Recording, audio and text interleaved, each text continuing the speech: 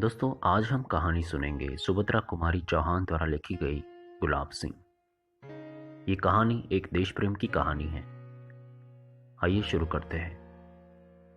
दिन और तारीख की जरूरत नहीं। जब हम अमर अनंत की कहानी कहने चले हैं तब एक दिन और एक तारीख पकड़कर क्यों चले।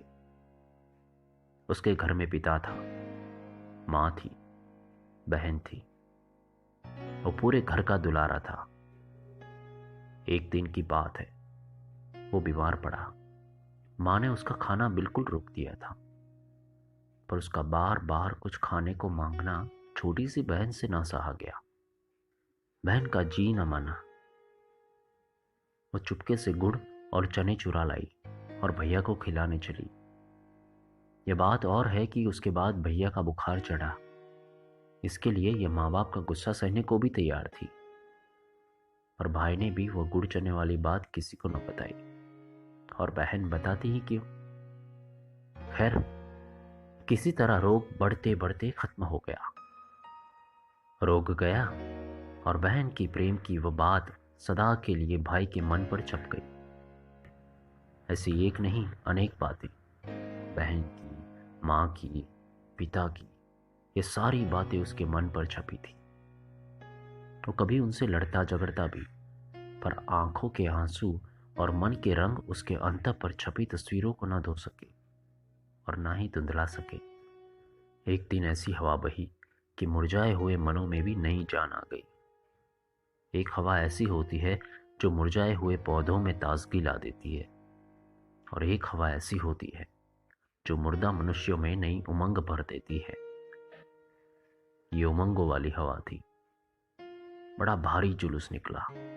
कौमी झंडे का जुलूस था, पर बादशाह का हुक्म था कि जुलूस न निकले, झंडा न निकले।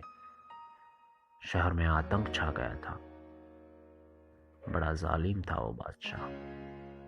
बड़ा आया बादशाह, क्यों ना निकले जुलूस, क्यों ना निकले झंडा, भाई से बहन ने कहा। बहन क्या कहती उसने सुन लिया। बहन फिर बोली, कौन है ये बादशाह? भैया ने कहा, "हम्म, होगा कोई।" बहन ने फिर पूछा, क्यों ना निकले जुलूस, क्यों ना निकले झंडा?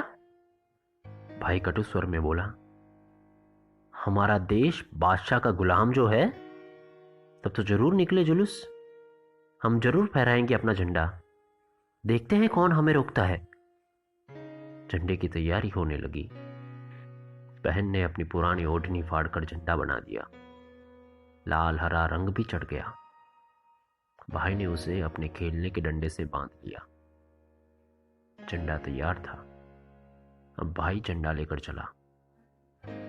बहन आग्रह से बोली, अरे भाई, जाते कहाँ हो? हम भी साथ चलेंगे।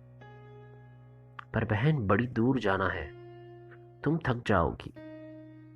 नहीं भैया, नहीं बहन, जुलूस कौन बनाएगा? तुम झंडा उठाना, हम जुलूस बनाकर पीछे चलेंगे। नहीं रानी, तुम जुलूस नहीं, तुम एक काम करो, हमें रोली का तिलक लगाकर विदा करो, जैसे राजकुमारी अपने भाई राजकुमार को विदा करती है।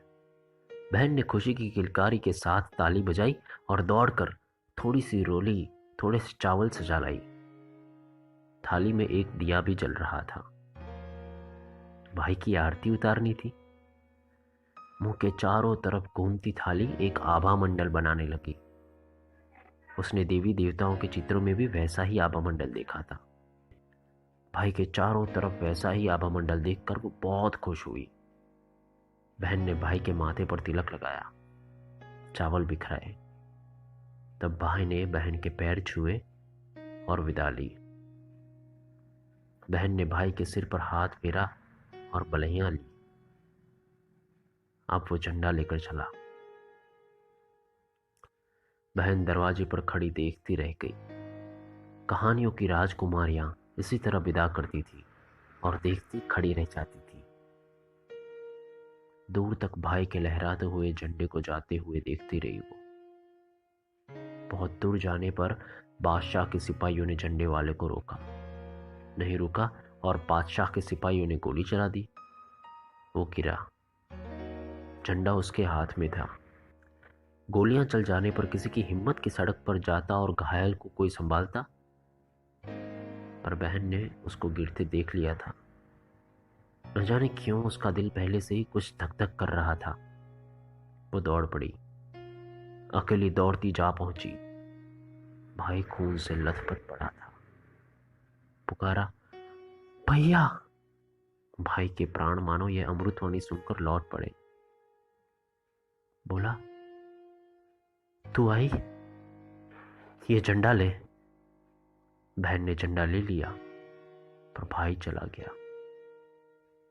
बहन रोई, पर झंडा हाथ में लिए रही। बादशाह के सिपाही मानो गढ़ जीत कर चले गए थे। बहुत से लोग आए, अर्थी उठी। सामने भाई की वही बहन झंडा लिए चल रही थी।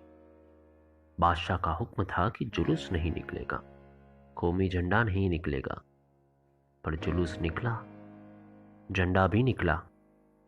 ये कहानी कहाँ की है, किसकी है, हम क्या बताएं। ये फ्रांस की राज्य क्रांति की भी हो सकती है, ये रूस की राज्य क्रांति की हो सकती है, ये हिंदुस्तान की सन 42 की क्रांति की भी हो सकती है, क्योंकि ये घटना चिरंतन है, अनंत है।